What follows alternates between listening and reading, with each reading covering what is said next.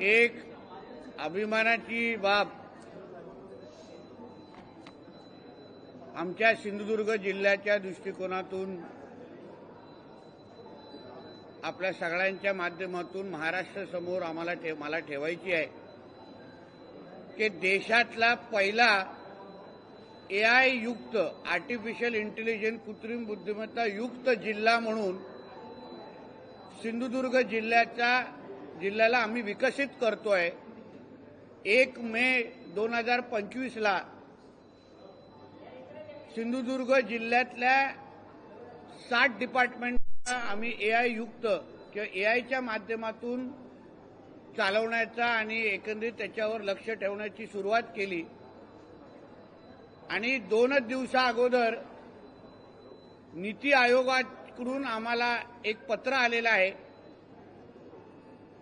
की देशामध्ये आदरणीय पंतप्रधान मोदीजींच्या माध्यमातून मार्गदर्शनाखाली देशातल्या ग्रामीण भागाला एआयच्या माध्यमातून डेव्हलप करणं विकसित करण्याचा प्रयत्न हे नीती आयोग आणि त्यासंबंधित अभ्यास सुरू केलेला आहे आणि म्हणूनच मार्वल कंपनीच्या माध्यमातून जो आम्ही सिंधुदुर्गाला एआय युक्त करण्याचा आम्ही जो मार्ग सुरू केलेला आहे त्याचा पूर्ण अभ्यास करण्यासाठी नीती आयोगाचे सदस्य हे ऑक्टोबरच्या पहिल्या आठवड्यामध्ये सिंधुदुर्गामध्ये येणार आहेत। आम्ही सिंधुदुर्गामध्ये आर्टिफिशियल इंटेलिजन्सच्या माध्यमातून काय करतोय, कसं डेव्हलपमेंट करतोय, कसे विविध डिपार्टमेंटचा अभ्यास करतोय, कसे प्रश्न सोडवतोय, याच्या सगळ्याचा अभ्यास करण्यासाठी नीती आयोगाचे सदस्य आमच्याकडे येत आहेत। हे देशामध्ये हा आमचा पहिला जिल्हा आहे ज्याचे नमूद त्यांनी त्यांच्या ईमेलमध्ये पण केलेलं आहे की तुम्ही एआयच्या माध्यमातून जो सिंधुदुर्ग तुम्ही विकसित करताय त्याचा अभ्यास आम्हाला करायचा आहे आणि म्हणूनच ऑक्टोबरच्या पहिल्या आठवड्यात ते नीती आयोगचे सदस्य आमच्या सिंधुदुर्गामध्ये येत आहेत। ही आमच्या जिल्ह्यासाठी आणि आमच्या महाराष्ट्रासाठी अतिशय अभिमानाची गोष्ट आहे। आमचे आदरणीय मुख्यमंत्री देवेंद्र फडणवीस साहेबांनी आमचा महाराष्ट्र हा आर्टिफिशियल इंटेलिजन्सचा हब असला पाहिजे, केंद्रबिंदू असला पाहिजे असं वक्तव्य पहिल्या 100 दिवसामध्येच केलेलं आणि त्याच मार्गावर चालण्याचं काम आमच्या सिंधुदुर्ग जिल्ह्याने केलेलं आहे। म्हणून सिंधुदुर्गाचा पालकमंत्री म्हणून माझ्या दृष्टिकोनातून ही अतिशय अभिमानाची गोष्ट आहे। यासाठी मी आदरणीय मुख्यमंत्री देवेंद्र फडणवीस साहेबांचं मनापासून आभार मानेन आणि आमच्या दोन्ही उपमुख्यमंत्र्यांचा मनापासून आभार मानेन की जी ताकद आणि जे मार्गदर्शन त्यांनी आम्हाला केलं त्याचमुळे आम्ही हे महत्त्वाचं पाऊल उचलू शकलो आणि देशात एआयच्या माध्यमातून एक वेगळी ओळख आमच्या सिंधुदुर्ग म्हणून आम्ही तयार करू शकलो। ही माहिती आपल्या माध्यमातून समोर ठेवायची होती। धन्यवाद।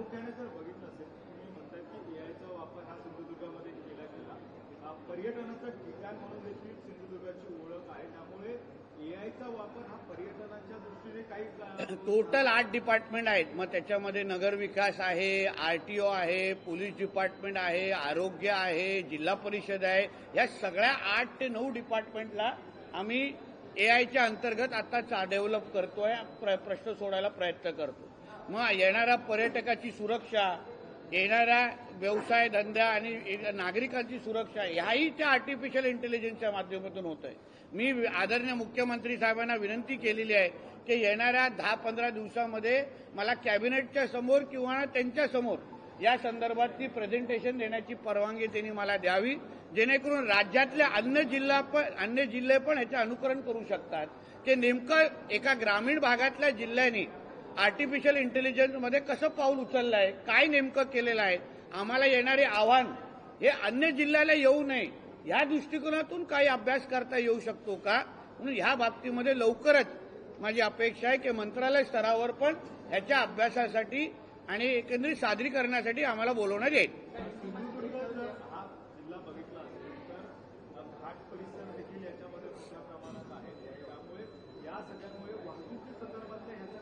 बघा, आमच्याकडे नॅशनल हायवे N66 जातो। एका बाजूला आमच्याकडे सह्याद्रीचे डोंगर आहे, दुसऱ्या बाजूला समुद्र आहे आणि मध्ये असलेला आमचा जिल्हा आहे।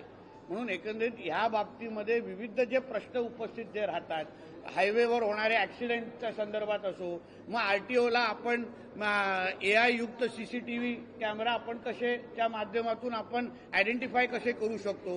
आम्ही फॉरेस्ट डिपार्टमेंट वन खात्याबरोबर आम्ही आर्टिफिशियल इंटेलिजन्सचा वापर सुरू केलाय, जेणेकरून हत्तीसारखा महत्वाचा प्रश्न आपण आर्टिफिशियल इंटेलिजन्सच्या माध्यमातून कसे सोडवू शकतो.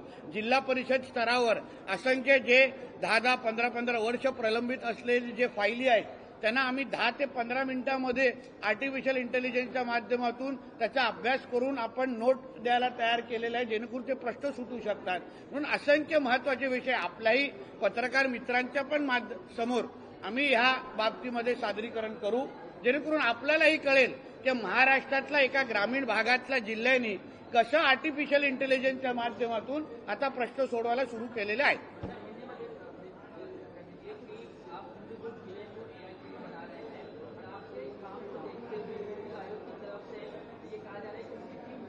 देखिए, हमको AI के माध्यम से मार्वल जो कंपनी है 1 मई 2025 को हम लोग ने हमारे सिंधुदुर्ग जिला को AI एनेबल्ड जिला बनाने का प्रवास हम लोगों ने शुरू किया.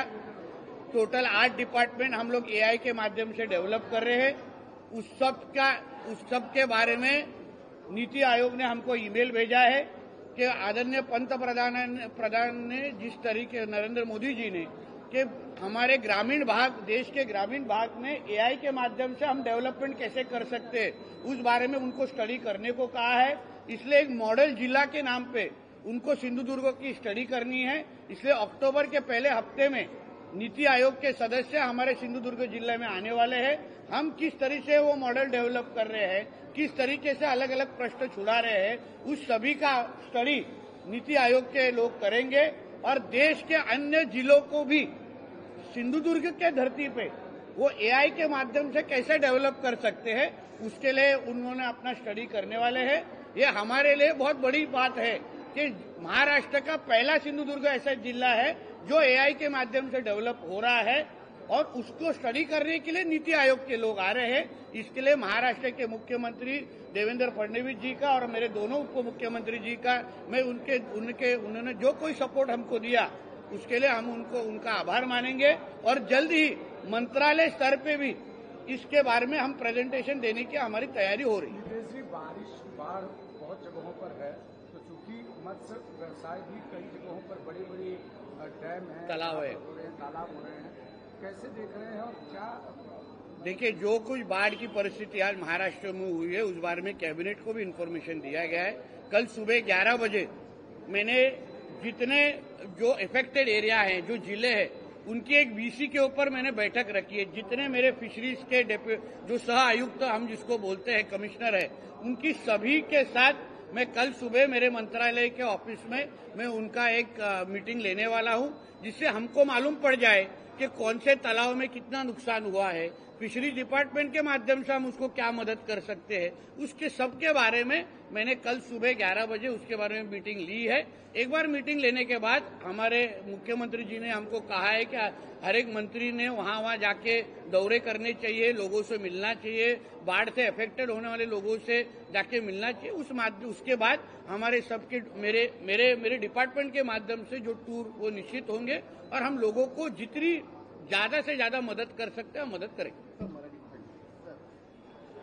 असं आहे की पूर परिस्थितीच्या संदर्भात जो काय आढावा घ्यायचा होता तो मंत्रिमंडळामध्ये दिला गेला. एक दुसरं आहे की मत्स्य खात्याच्या अंतर्गत गोड्या पाण्याचे जे तलाव जे त्या पूर परिस्थितीमध्ये असलेल्या विभागांमध्ये आज झाले आहे, जे काही नुकसान मच्छीमारांचं झालं असेल त्या संदर्भात उद्या 11 वाजता मी सगळ्या सहआयुक्तांच्या बरोबरची एक माझी VC त्या पश्चिम महाराष्ट्र, मराठवाडा या सगळ्या भागात जिथे जिथे पाऊस मोठ्या प्रमाणामध्ये झालेला आहे, जिथे जिथे त्या भागातल्या मच्छीमारांचं आणि तलावाचं नुकसान झालं असेल त्या संदर्भाची मी एक उद्या सकाळी आढावा बैठक 11 वाजता लावलेली आहे. आढावा बैठक झाल्यानंतर मुख्यमंत्री साहेबांच्या आदेशानुसार आमचे दौरे ठरतील आणि मग जी मदत मच्छीमारांना आम्ही देऊ शकतो आमच्या खात्याच्या माध्यमातून दिली जाईल. धन्यवाद.